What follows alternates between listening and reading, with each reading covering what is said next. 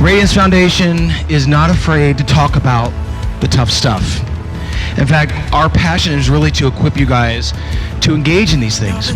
Because when we're not engaged, guess who's out there shouting the lie? The world is. While Christians just remain quiet. Especially during this time, it's like the time that we cannot be quiet. We cannot be silent.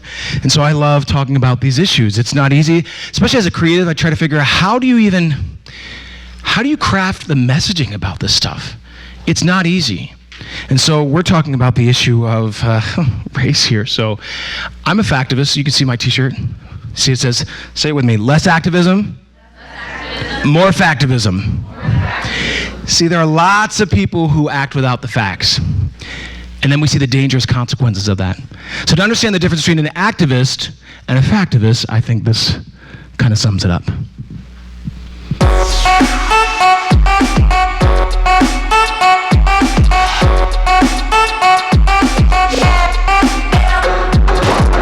When a woman gets pregnant, that is not a human being inside of her. We know it's a living human being that's inside of her.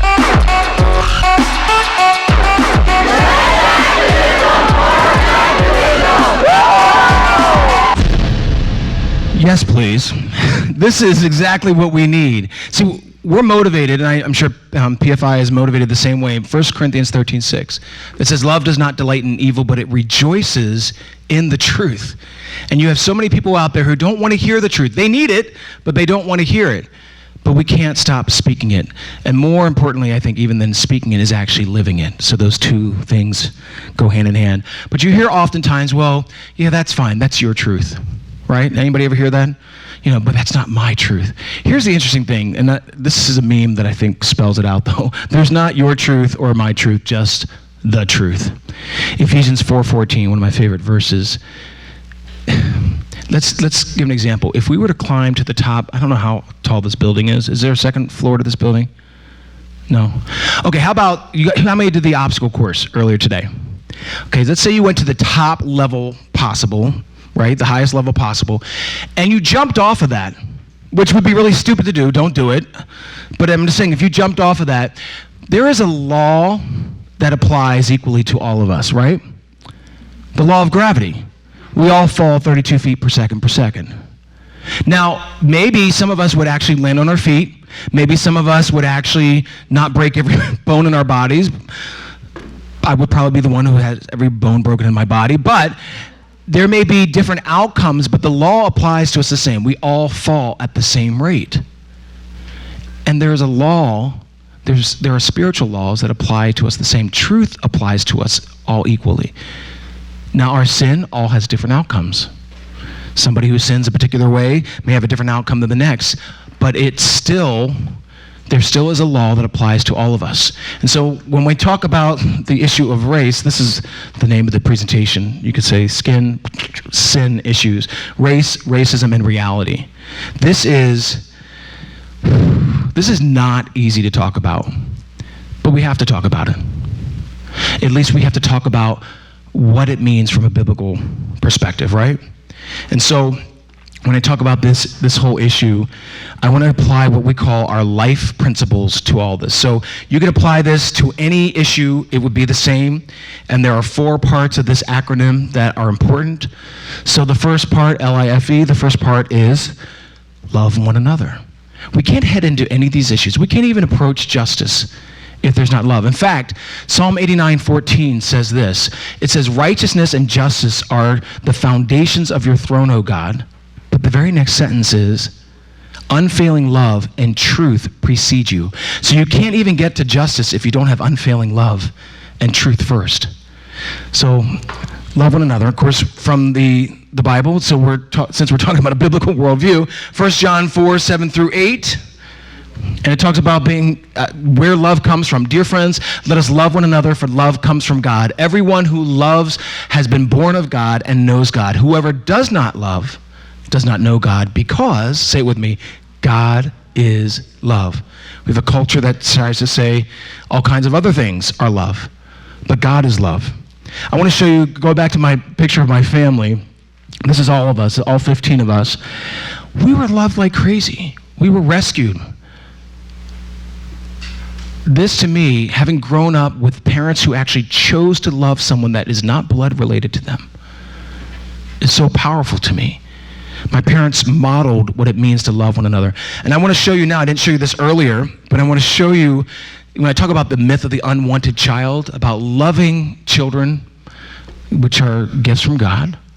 My parents absolutely followed through with that. But I want to show you a picture of what unwanted looks like. So anytime anybody talks about unwanted child, I don't know what image you may have in your mind, but I want it to be replaced by this image. This is my whole family. Just my brothers, my sisters, their spouses, their kids. There's no extended family like aunts and uncles except for one little grandma in the middle of the picture. So I just want to show you what unwanted looks like. This is all of us. So that's 64 strong. See, this is what happens when you defy the world's low expectations, right? This is what happens when 10 birth moms choose to be stronger than their circumstances. Now, this picture is actually, what is it now, 3 years old, babe, maybe 4? There are about 14 people added to this family since then, through marriage, through birth, through adoptions. This is a beautiful legacy of love, and I am so grateful for my parents. So the second part of the life principle is identify the lie. It is hard to deal with social issues which are just the tangible result of sin if you can't even identify the lie, if you don't even know what you're looking for. So let's start with this, and this brings me to one of my favorite verses, Ephesians 4:14, because every culture has struggled with this. So you see this in the New Testament with Paul warning the church about giving in to ideologies that are not biblical, that are not godly. It says, then we will no longer be immature like children. We won't be tossed and blown about by every wind of new teaching. We will not be influenced when people try to trick us with lies so clever they sound like the truth. And wow, there's so many things in our culture today, so many words, so many hashtags. It sounds like the truth, of course. Why wouldn't I embrace that? This is why we have to be able to identify the lie. In fact, let's start with this. I want everyone who is blonde, if that's okay, I want all blonde folks to move over in this corner. Is that okay? Come on, get up out of your seat. Sorry, I'm picking on you. If you're faux blonde, you can kind of maybe halfway go there. I'm just joking. Anybody who's blonde? Any kids who are blonde? Right there? Okay. Now, what is it? Who could tell me, what is it about, or if you're dirty blonde? She's like, do I qualify? I don't even like that phrase. If you're like near blonde, is that better? I don't know. But can you guys tell me something about these blondes? Because you obviously know all about them because they're blonde. So tell me something about blonde people. They have, blondes have more fun. Okay. Yeah, I think that's a commercial for shampoo or something. I don't know. Maybe not. Anybody else? What can you tell me? I mean, you're looking at them. You obviously know them. Here. They have blonde hair. Okay, back here. They make great jokes. Are you guys funny? There doesn't seem to be consensus over here. Anybody else can tell me something? Just tell me more about like who they are, like what they lived through 5 years ago. Why can't you tell me? They're blonde. Exactly. Thank you. Sit down. Give them a hand. Give the blondes a hand. Sorry to single you out. But isn't it the same way, the way that we address race today? That we think we know somebody simply because of the hue of their skin? How ridiculous is that? It's no more ridiculous than pretending that we know anything about the blonde guys up here. This is why when I talk about our foundational truth in Radiance Foundation, we are one human race out of Acts 17:26. We have to approach things, no matter how crazy the culture is, no matter how loud they scream, we have to approach everything seeing things through a biblical lens, not a broken, race-colored lens. We are one human race. This is not a emotional thought. I mean, race is a social construct. In fact, I'll even go to National Geographic that said, this is back in 2000, there was a summit at the White House under Obama, and this is what National Geographic declared: there's no scientific basis for race. It's a made-up label. The world can even see that, but yet there are so many churches that use the language of the world in defiance of what Scripture says. Scripture doesn't even address race, except running the race. They talk about different tribes. It's not a different race. And different race didn't change what was far more important, which was a person's soul and their eternal salvation. The only differentiation that is actually put out there in Scripture is between Jew and Gentile. So when we talk about race, we have to, it's painful because I want to reject the language that is made up. I want to reject a notion that is broken, as in different human races. Let me just ask you, can you give me a specific example in American history where separating ourselves into different racial categories has ever elevated humanity? Someone give me a really great example. It's like, yeah, when we separated by color, this happened, and it was so good. Anybody? Yeah, no. Not a single example. Every time we've separated ourselves by color, by race, it's been destructive. And so we as a church should never embrace that either. But how do we define racism? Because I actually want to call it skinism instead, because I don't want to even borrow the language, but I guess we kind of have to. But how do you define racism? What is racism?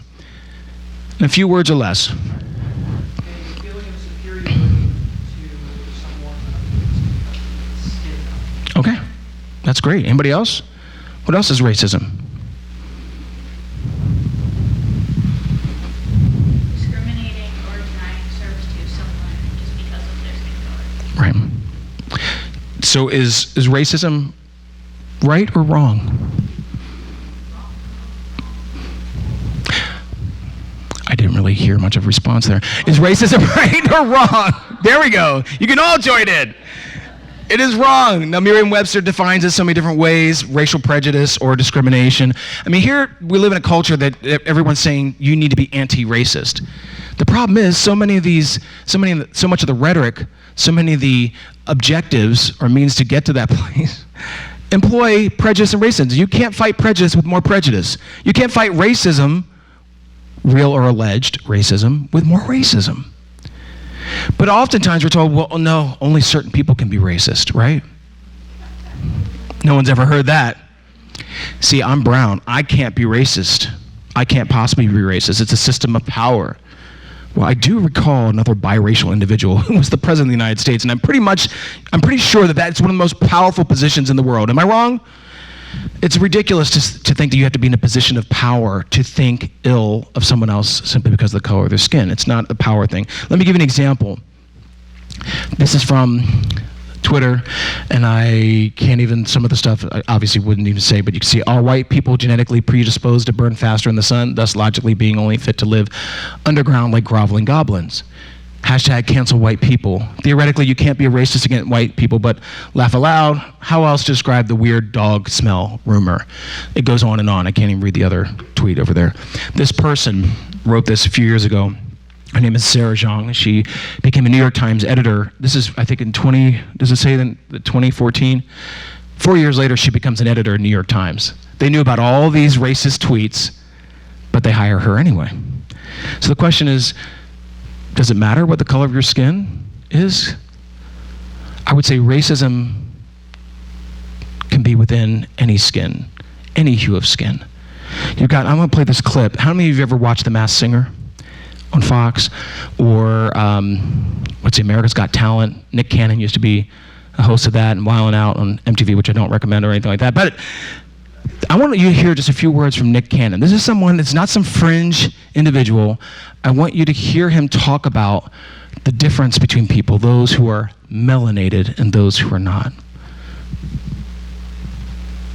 Let's go to what it really is then. When we talk about the power of melanated people, when we talk about who we really are as guys, and understanding that our melanin is so powerful and it connects us in a way that the reason why they fear black, the reason why they fear is because the lack that they have of it. So then when you see what Dr. Francis C. Welsing talked about is that fear in that just genetic annihilation, deficiency of when you have a person that has the lack of pigment, the lack of melanin, that they know that they will be annihilated. So therefore, however they got the power, they have the lack of compassion. That melanin comes with compassion. Melanin comes with soul. That we call it soul. We soul brothers and sisters. That's the melanin that connects us. So the people that don't have it are a little, and I'm gonna say this carefully, are a little less, and where the term actually comes from, because I'm bringing it all the way back around to Minister Farrakhan,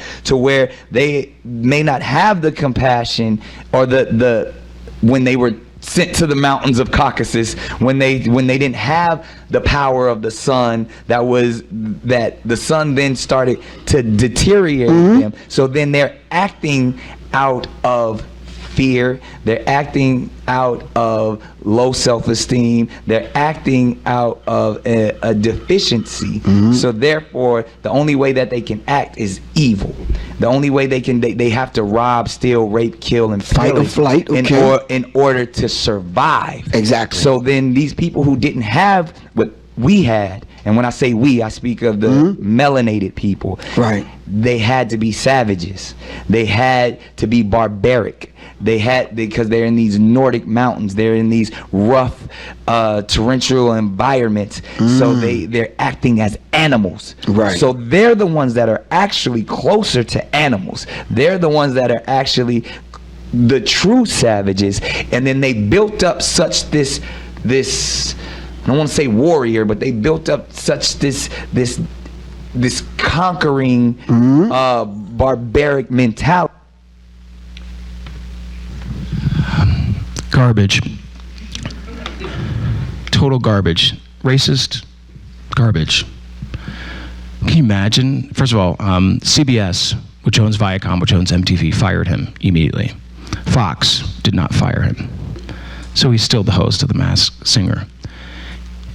You imagine a white individual saying that about black people. Yes, racism can be within any hue of skin. And this right here, racism is sin. And like any other sin, it exists in the hearts of all fallen humankind. And somehow we now in this culture, we've elevated sin, this particular sin, above others.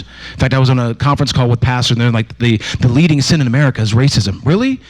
We have nearly 1 million innocent human lives killed by abortion, and racism is the biggest sin? First of all, sin is sin. God despises it all. But we've gotten to this place where we're deifying, actually, this whole anti-racist movement. So when we talk about, because we know which is leading this, during the pandemic, as if things weren't crazy enough, hey, let's light cities on fire. Now, that's not to say that there aren't issues of the way that we regard other human beings. But that comes in every kind of form, whether it's sexism, racism, ageism, the list goes on and on. But as Christians, yes, we constantly need to check our hearts. And how are we loving one another? Because when you love one another, you never want them to be harmed. You love somebody, you want justice for them. When you love somebody, you don't want them to be homeless. You don't want them to be drug addicted. The list goes on and on. That's why we're called to love one another. That's why I would rather have that hashtag than Black Lives Matter, because Black Lives Matter, it's an incomplete thought. Okay, so Black Lives Matter, so what? How about hashtag love one another? Because when you love one another, you don't have the kind of fallout that we have in our society. It's because we failed to love one another that we're having to deal with past sins and now current sins. But what is Black Lives Matter? How do they define it? Because there will be pastors say, well, the Black Lives Matter movement was hijacked. It started off, because of Trayvon Martin, and it started off because there was this cry of injustice. Well, the problem is the pastors weren't paying attention, because the Black Lives Matter movement has never changed. When they emerged in 2013 and when they published their policy positions in 2015, they were very clear about who and what they are. And it's completely godless movement. Let me play you a clip. This is one of the founders of the Black Lives Matter hashtag and of the group. There are two different groups. You have the Black Lives Matter Foundation. They're the ones who came up with the hashtag Black Lives Matter. And then you have the Movement for Black Lives, which is m4bl.org. The Movement for Black Lives is the umbrella organization of all these Black Lives Matter organizations nationwide. So here's Patrisse Cullors, who was the one who came up with the hashtag, or turned it into a hashtag Black Lives Matter. And she's telling a radio host what Black Lives Matter is about. We put out a frame very early on, after the killing of Mike Brown, when the hashtag went viral, that Black Lives Matter as a project, as a political project, as an organizing project, that we actually do have an ideological frame. Myself and Alicia in particular are trained organizers. We are trained Marxists. Okay, let me just stop right there.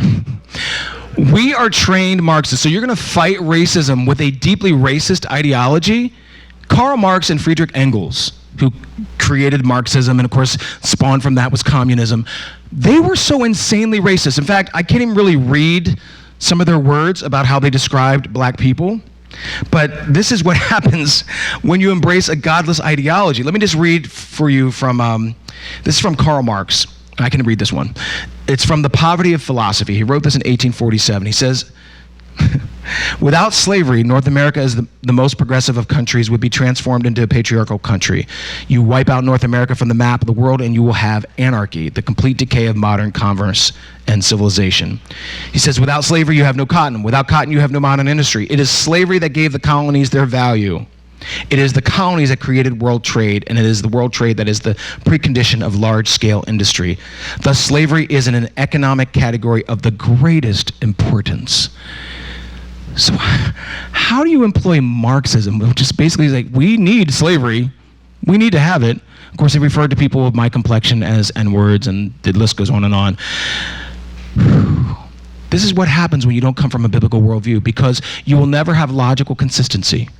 You will always have these bizarre contradictions. I'm a trained Marxist. I'm proud of a deeply racist guy who gave birth to the most murderous regimes in the world.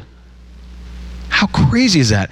I want to talk about the premise of Black Lives Matter, because the premise was that there's an epidemic of black individuals being killed by cops. And I need to say this, any individual who is killed unjustly deserves justice. I don't care what hue of skin you are. I don't care which gender. There are only two. If you are killed unjustly, you deserve justice. George Floyd deserves justice. It seemed pretty clear that he was killed unjustly.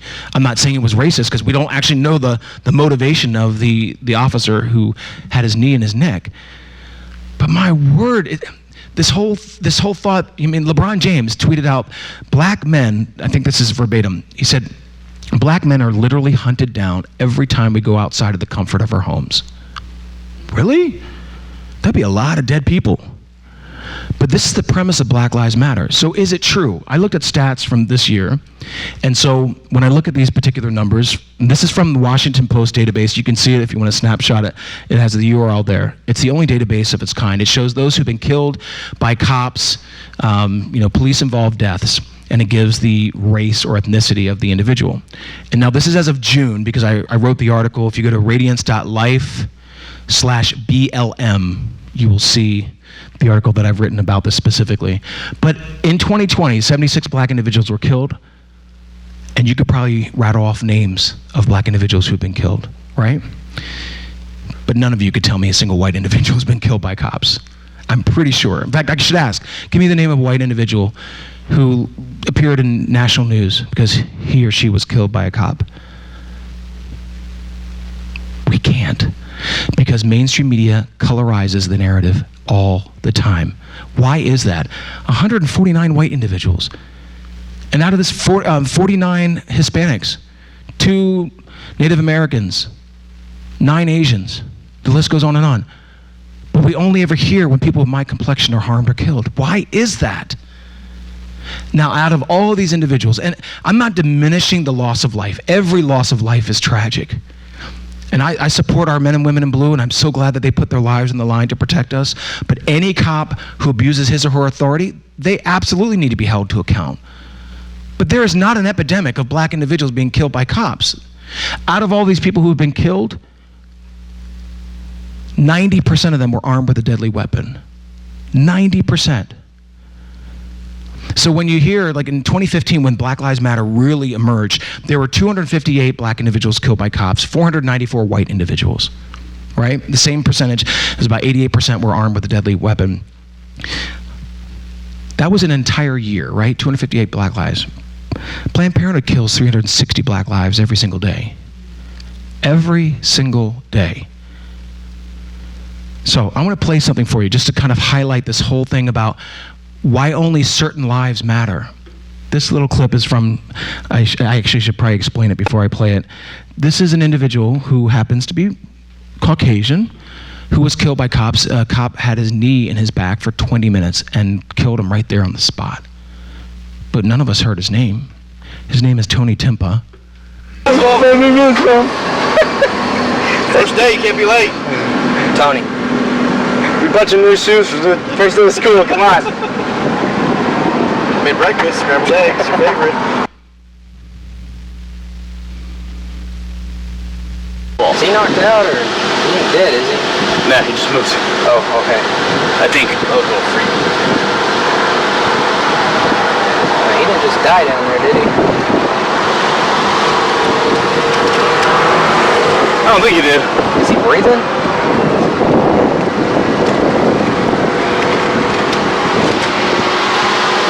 Hope I didn't kill him. One of the examples where we have lots of great cops, but sometimes there are some cops that aren't so great.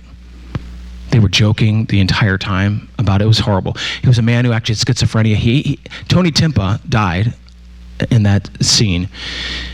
He actually called 911 because he realized he hadn't taken his medication. He was afraid he was going to be a danger to others. But there were no protests. There were no marches. Nothing. So if it is about police brutality, then why wouldn't it apply to every human life? It's because there is an agenda and a worldview that we have to define. So it makes me ask the question, well, which Black Lives Matter? I love that there's someone who went up to this, there were all these medical professionals who were, going outside and, the whole pandering that happens, holding up the signs, Black Lives Matter. Well, this black gentleman walked up to them and kind of called them out on it. I just want to play this clip for you it's a wonderful clip.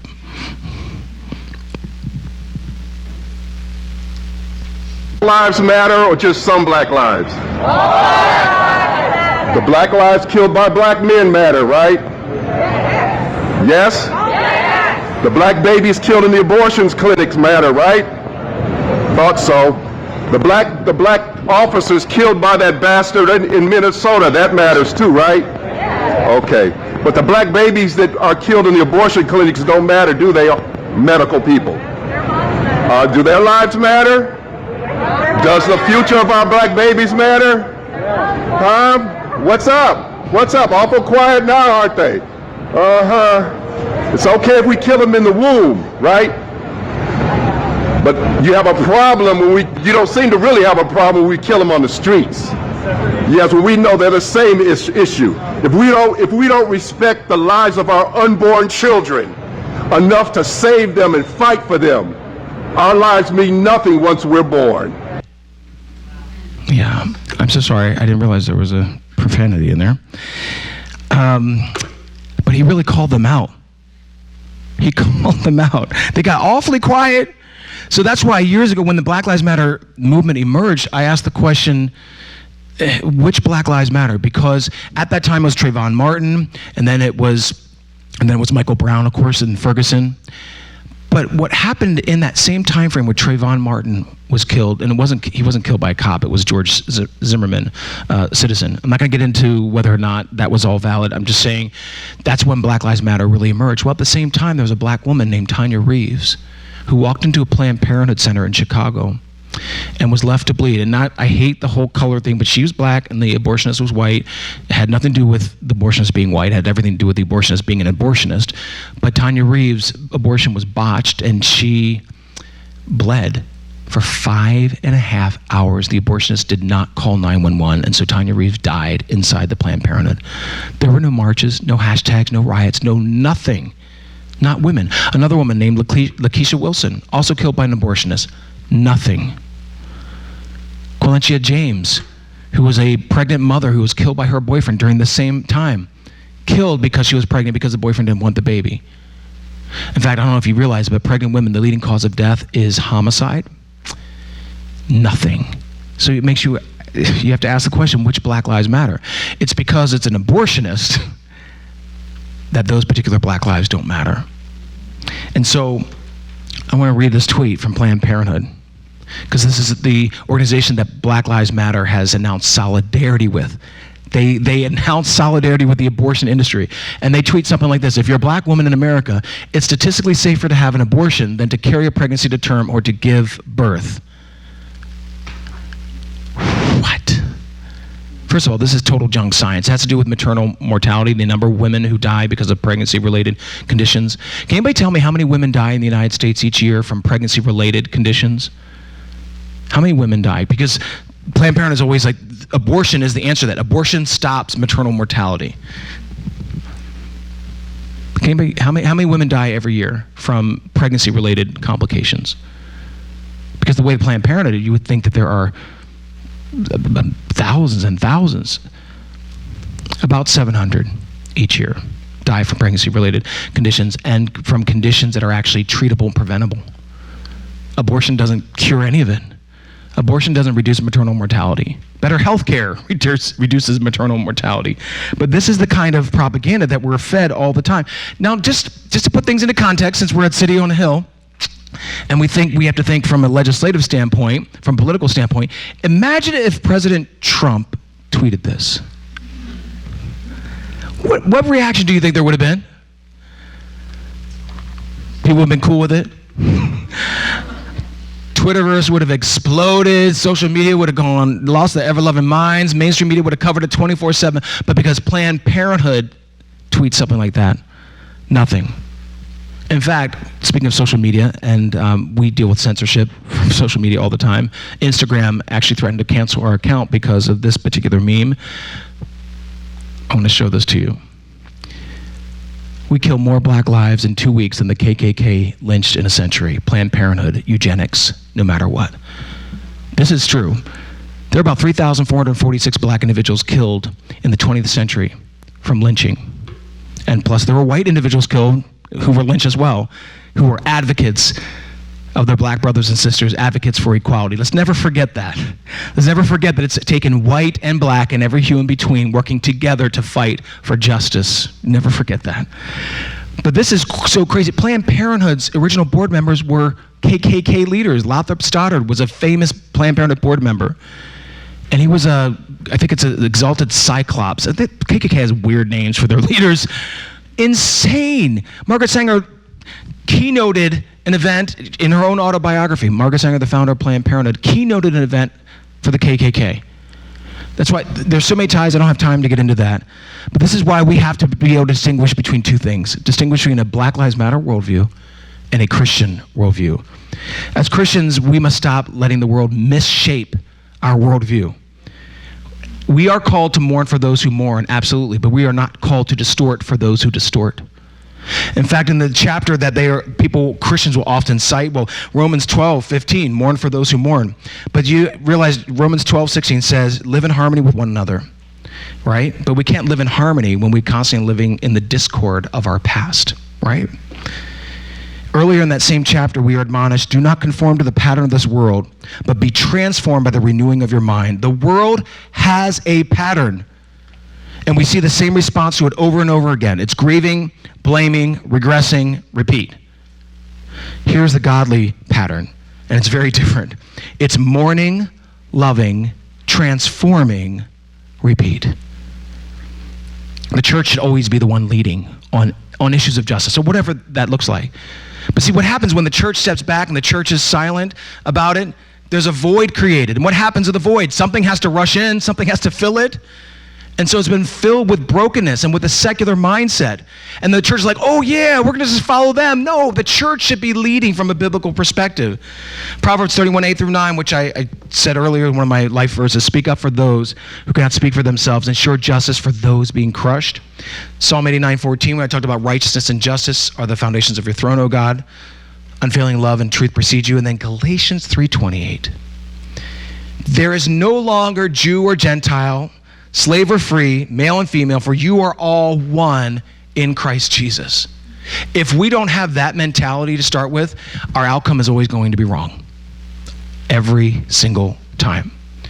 That's why one of the speeches that I was so blown away by, something I'd never heard growing up in public school, never heard mainstream media play. We've heard anybody heard Martin Luther King Jr. in here?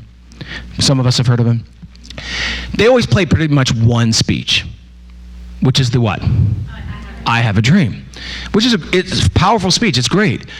But he has a lot of other powerful speeches. And there's one in particular that I thought, how have I never heard this before? Just listen to these words. This is one of the promos that we created just to highlight what a champion he really was for civil rights. And he saw things from a biblical perspective.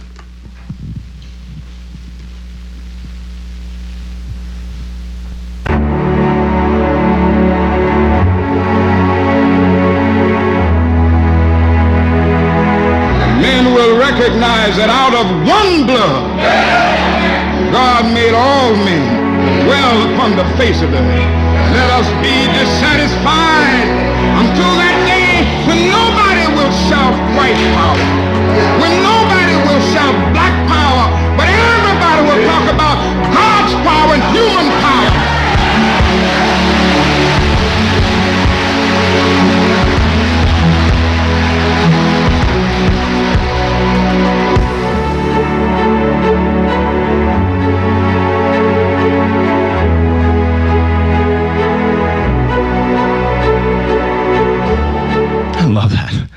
God's power and human power.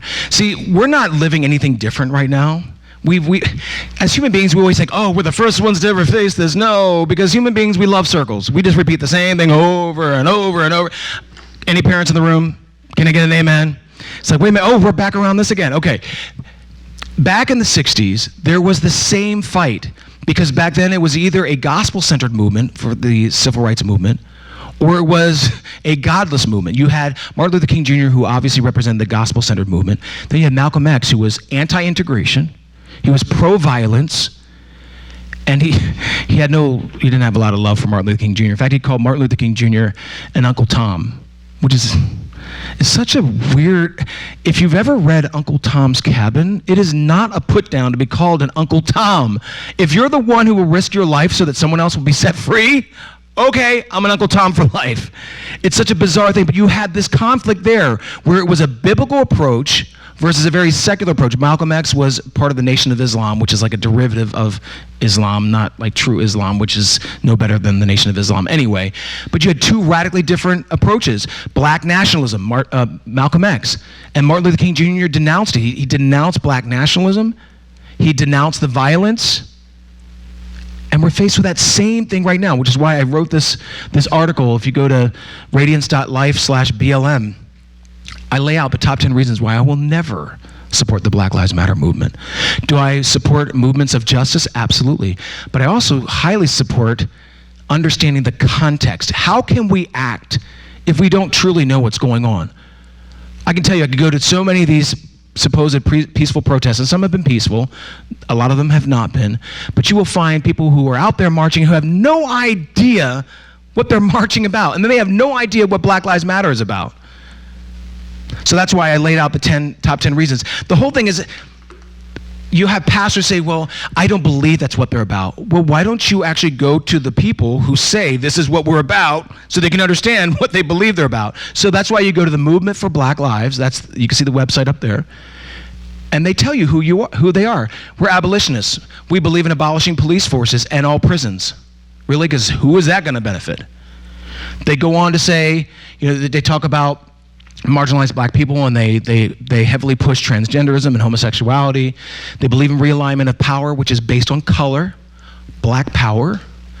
That's why one of the actors who's getting a lot of flack, Terry Crews, it says you can't replace white supremacy with black supremacy. And for me, it's sin supremacy. That's actually the issue. Then it goes on, we are anti-capitalist. This is coming from a heavily funded movement. Who are they funded by? Capitalists, like the Ford Foundation, like major corporations like Netflix. I mean, they are rejecting that money. So I guess you're not really anti-capitalist. But this is the insanity of this movement. I'm not going to go through every little deal here, but this is from the Black Lives Matter website, blacklivesmatter.com, and they talk about why they were founded, and they talk about, we affirm the lives of black, queer, and trans folks. This is a thread throughout all of this. And of course, what they do is the whole point is that they align with so many different groups that are so disconnected. You know, disabled folks and incarcerated folks and undocumented folks. It goes on and on. But it's to form all these alliances which really have nothing to do with anything. Then the last part is so interesting to me. We are working for a world where black lives are no longer systemically targeted for demise. Isn't that what abortion is? When abortion rates in the black community are 5 times higher than the majority population, in New York City, more black babies are aborted than born alive. For every 1,000 born alive, 1,033 are aborted. Just to kind of give you context, I probably should have a screen up here to show these numbers, but among whites in New York City, for every 1,000 born alive, 225 are aborted. Among Hispanics, for every 1,000 born alive, 491 are aborted. The black community is the only community where there are more induced deaths than births. And yet this movement calls it reproductive justice. They celebrate and they want more abortions in the black community. I'm like, well, what's the right number? Because if not enough are aborted now, what's the right number? It's so insane. And the other part about the Black Lives Matter movement, why as a Christian I can never embrace it. One, there's no forgiveness or reconciliation at the heart of it. None. So as a Christian, that's a deal breaker for me. Also, I talk about right here where we disrupt the Western prescribed nuclear family structure requirement by supporting each other as extended families and villages that collectively care for another, especially our children, to the degree that mothers, parents, and children are comfortable. They never mention fathers, not in any of their things, because you can't do that and simultaneously push and promote homosexuality. You just can't. Those villages are on fire, literally right now on fire, many of them. But on the regular, they are, because fatherlessness causes so many of the negative outcomes that create the communities that are struggling so much in the first place. A fatherless family leaves behind a vulnerable family. Vulnerable families create vulnerable communities, and who rushes in? Predators, drug dealers, abortion industry, sex traffickers, the list goes on and on and on. Children who grow up in a fatherless home, in a female-led home, are 5 times more likely to grow up in poverty, 2 times more likely to commit suicide, 7 times more likely to be obese if you're a young girl without a father in the home. That's not to disparage single parents. I know a lot of single parents do everything that they can to raise their children. But this is not a biblical model whatsoever. And so that's why I come to this conclusion. I guess I sum it up in this meme to say his greatest threat today is not racism. It's not having a father in his life. And that goes for every community, white, black, or any hue in between. That is the most dangerous to a child, is not having a father. And of course, in the spiritual sense, not having the heavenly Father in his life. Amen? There's so much. We have to be able to distinguish between systemic and specific, because we hear the phrase systemic racism. I was talking with Jeremy earlier in lunch today, and yet you find no one really actually tells you what those systemic racism examples are. That's always kind of unclear, or else they go back to the 1940s, 1950s, or to the 1850s before slavery was abolished. It's always interesting. They don't actually give great examples. But we have to distinguish between what's systemic and what's specific. I grew up in Lancaster County, Pennsylvania. I experienced racism throughout my childhood. Those are specific cases. I could not possibly say, oh, every white person, they're all horrible because these particular people treated me horribly. And so I had decisions in my life. I could grow up bitter, or I could grow up better. I can't possibly say that because I had two of the most amazing white people who loved the mess out of me, my parents. So we have to be able to distinguish between systemic and specific. Here's my definition of systemic racism, by the way. Systemic racism is this. It's a corrupt, taxpayer-funded billion-dollar abortion industry protected by the party of slavery, propagandized by liberal news establishment, praised by academia, and promoted by Hollywood, that disproportionately kills 360 unarmed, unborn black lives every single day. That to me is, here's a concrete example of systemic racism. And yet the same people who say racism is everywhere, it's everywhere, but yet it's not somehow in the one part of American life, the one industry that kills people for a living. So I want to give you examples here, because you may have, I'm going to skip all this. I'm not going to skip this. There are books out there that churches are employing, and this is for all of you, especially for parents, to understand and identify what's going on. There's a book called Be the Bridge, White Fragility, White Awake, I'm Still Here. Every one of these books is rooted in a very unbiblical worldview. First of all, many of them just reinforce the lie of race. Then they reinforce the lie of ancestral guilt, which I'm going to touch on a little bit later. All of it, I mean, the book here, which is I'm Still Here, I want to read a quote from this book. And this is written by someone who claims to be Christian. She writes, this is so upsetting. And I'm Still Here, she writes, they want to believe their proximity, talking about white people, they want to believe their proximity to people of color makes them immune. That if they smile at people of color, hire a person of color, read books by people of color, marry or adopt a person of color, we won't sense the ugliness of racism buried in the psyche and ingrained in their hearts. White people don't want to believe that we sense the discomfort, hear the ignorance, notice the ways they process race, our bodies, our presence. We know them. And we know that they are all racist. This is written by a Christian. These are books that pastors are encouraging members of their congregation to read. Look, if you have issues in your heart of racism, if you have issues in your heart in how you look at somebody differently than how God would look at them, in whatever form it takes, take that to God. But I will never make blanket accusations like that. This is not a biblical worldview. A lot of these they're rooted in three things. There are three dominant theories in every one of these books. Marxism, which I'm not going to, if I had to shorten Marxism into what it means, it's that materialism and redistribution of wealth cures oppression. Because that really is. If we just have enough money, if we just have enough things, if we just, even them out, there will be no more sin and oppression, right? That's absurd. Then you got black liberation theology, which basically takes Christ's sacrifice on the cross and his fight for salvation. Obviously, he reconciles us to God. But black liberation theology roots it more in the immediate, that our salvation is here on earth and that our focus is always supposed to be to fight injustice here on earth. It doesn't focus on the eternal. But that is why Christ came. I mean, he said things like, the poor will always be among you, but I will not be. That doesn't mean we stop fighting for the poor, but it's to understand what that balance is. And then you got critical race theory. Here's critical race theory in a nutshell. Critical race theory says there are two groups. You have the oppressed and the oppressors. If you're a particular color, you're in the oppressed category, and you're always oppressed. You're perpetually oppressed. If you're another category, you're going to be the oppressor, and guess what color you are? White. Yes, you're white, and you're always the oppressor. How crazy is that? Oh, by the way, and if you're in the oppressed category, like I guess I'm supposed to be in the oppressed category, and you're denying that you're oppressed, it's just because you don't see things. You've internalized your trauma so much that you don't see life the way it truly is. Really? But see, here's the thing. Oh, and if you're in the oppressed category, if you're in the oppressor category and you say, well, I don't see things quite like that. I don't do those things. This is not my heart. If I'm in the oppressed category, I can say, I'm sorry. You're wrong 100% of the time.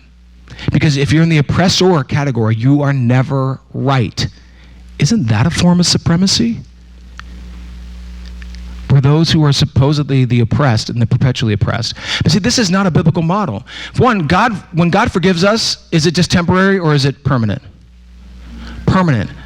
But yet these ideologies say, no, you need to hold people accountable for not only for things that they haven't done, but you're to hold things accountable and to continually remind them that they are accountable and responsible. That's not biblical whatsoever. So that's why it leads me to this. Just to kind of highlight this, because you hear about white guilt, white fragility, all that kind of stuff. Let me just lay this out. The biblical perspective on forgiveness, God doesn't hold us accountable because we've been forgiven, but yet this whole ancestral guilt, I just want to highlight an example just in my own life. Okay? This is little old me, used to play the piano. I know, cute, right? And then that's like modern day me. Anyway, my biological father was a rapist, okay? Am I responsible for my biological father's actions?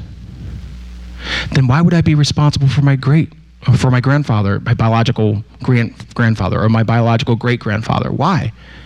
Well, my mom, what guilt should she feel having grown up in poverty, grown up with an alcoholic father? Should she feel guilt for loving children that the world was so quick to throw away? What guilt should she feel? In fact, here's the thing. You can't look at somebody and know anything about them just because of the hue of their skin. I mean, there's no way. What about my dad? What guilt should my dad feel? My dad who chose to love children that other men abandoned. 10, to be exact. What guilt should he feel? So this is the whole nonsense of an ideology that's not biblical at all. The F in the life principle, the third part, is fight the lie. How do you even fight the lie? Ephesians 6:10-11 talks about putting on the full armor of God. Finally, be strong in the Lord and in his mighty power. Put on the full armor of God so that you can take your stand against the devil's schemes. How many of you know the devil schemes all the time? And if you feel like the devil's not even attacking you, then maybe you're not doing anything. You don't need full armor if there's not a battle. We have to put on the full armor of God. And there's just something I want to read to you guys because I was so upset. I saw something posted online by friends of mine, friends who are pastors. And I had this one friend, I won't say the name, but this pastor's involved in a large church. And this particular pastor posted something encouraging people to listen to these conversations because it was a white person talking with a black person. It was different groups of white and black people. And simply by the sheer quality of it, simply just being a white person and a black person, made it worthy of this pastor telling friends and people who were part of the church to listen to these conversations. Well, most of those conversations were all people who were so hostile to Christianity. In fact, the leading conversation, the top one, was the president of Planned Parenthood. Oh, I guess because she's brown and she's talking to a white person, that made it worthy to listen to? And a pastor is posting this? 3 of the other people were also employees of Planned Parenthood who were having conversations. But this is what happens when we deify diversity. I wrote this in response to that because it grieved my heart so much. And for me, it kind of sums up how we handle the human construct of race and deal with the issues of racism. And that's when I created this meme that says this: Christ before color. And these are the words I wrote. If you're recommending friends and family listen to the world instead of the word, redirect. If you're marching with a movement that wants to spread power based on color, redirect. If you're leading a church that has been silent about injustice in whatever form it takes in and out of the womb, redirect. If you're prejudging or discriminating against someone based on the beautiful hue of his or her skin, redirect. If you're fighting for justice but not allowing unfailing love and truth to lead, redirect. If you're genuflecting to a political agenda that neither wants to forgive nor reconcile, redirect. If you're one who thinks statues are the problem and not our culture's monumental rejection of biblical statutes, redirect. If you're persuaded by a mainstream media that thrives on deceit, division, and demagoguery, redirect. If you're only listening and not seeking the facts about circumstances of injustice, redirect. If your mourning doesn't move into loving and transforming, redirect. Christ before color. So for me, that just sums up all of this. And yet, as Christians, we should have the answer. We already have the blueprint. It's called the Bible. It's how we address these issues. What I find amazing is how do people who don't even know God, how are they sometimes better at responding to some of these things? I want to play you a clip from Morgan Freeman, famous Hollywood actor. Do you think that race plays a part in wealth distribution, or either a mindset that you can't today? Or cannot? Yeah. No. You don't? No, I don't. I don't. You and I, we're proof. Why would race have anything to do with it? Put your mind to what you want to do and go for that. Well, now here's another clip, and I love this response too, because there is a balance. Yes, we talk about things, but we also don't fixate on things. Listen to Morgan Freeman's response here. How are we going to get rid of racism until... Stop talking about it. I'm going to stop calling you a white man. Yeah. And I'm going to ask you to stop calling me a black man. Sometimes the answers are so easy. I'm serious. It's like when you talk about it all the time and everything, you're forced to see things through the broken prism of race. Then of course, everything is going to be about race. And it's so interesting that Martin Luther King Jr. talked about how it's not about the color of someone's skin, but the content of their character. And we've gone a 180 right now, where it's all about the color of your skin, and certain people don't care about the content of your character. That's not the right direction. I want to give you some resources. I'm going to skip over some of these clips so I can get to the Q&A. But I want to give you resources that you can... People who talk in a healthy way about issues of race and human value. In fact, this is SeanFoyt.com, a friend of mine. I helped write this pledge, which every church should actually have this kind of pledge. Please go to, it's ourpledge.church. Or you can go to the URL that you see up there, ourpledge.church. It's a fantastic biblical perspective on race and human value. Powerful. Here are some great resources as well. Vodi Bakum, if you've never heard of him, oh my gosh, amazing. I would encourage pretty much anything he preaches about. The first one, the Holy Bible. How about that? Let's start with the Bible. I'm sorry, I'm tired of all these, this book, that book. No, start with the Bible first. Okay, and then you can go to Vodi Bakum. Shenvi Apologetics, the best website to understand critical theory, to understand all these books that I was talking about. He does these critiques of these books. He is excellent. It is a phenomenal apologetics resource. I strongly encourage that. And then there's urbancure.org. My friend Star Parker, a black woman who grew up in poverty, had multiple abortions, and what changed her life? Not governmental programs. Her coming to Jesus changed her life, and now she provides market-based solutions to issues of poverty. She's phenomenal. Goodreads, here are 3 books. You can snap a picture of this, but these are 3 books that I highly recommend. Beyond Racial Gridlock is one of them. Tony Evans, Oneness Embraced, and then Ken Ham and Charles Ware, One Race, One Blood. And then, because I'm a total fan of Dr. Thomas Sowell, please read pretty much anything. Now this is not from a Christian perspective, but from a analytical perspective from one of the most amazing sociologists. It breaks down so much stuff and debunks all the garbage we're hearing about race in America. So these are some of the books from Thomas Sowell. He's amazing. And then there's a book I do highly recommend too. It's called Not Equal. Okay, that's me. And then there's our podcast, Life is Purpose. I particularly want to direct you to shows number 7, 8, and 9. If you go to lifeispurpose.com, we talk about race, we talk about racism, we talk about a biblical perspective in a much more expanded sort of way. And we then talk about reconciliation, human reconciliation. Number 9 is just such powerful examples of how God can use us as vessels of forgiveness so that we can move to that place of transforming. And so the last part of the acronym, expect the victory. As Christians, we have to expect the victory. We're not defeated. That's why I love Romans 8:37. It says, no, despite all these things, overwhelming victory is ours through Christ who loved us. We're not undercomers, we're overcomers. Amen? It may feel like we are outnumbered, we are outspent, we are outmanned or outpersoned, whatever the PC term is. It doesn't matter. With God on our side, we are that majority. We will always be the remnant. Expect the victory. I just want to play a short little clip. This is an event, a worship event that was held at where George Floyd died. Okay, led by Sean Foyt. I used to be Sean Foyt's youth leader.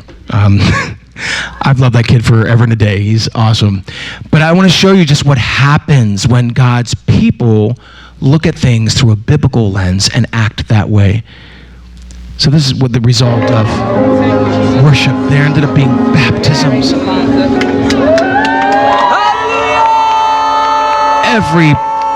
People from every background, ethnicity, and I'm not going to play the whole clip, but they ended up praying for each other. People ended up apologizing to each other.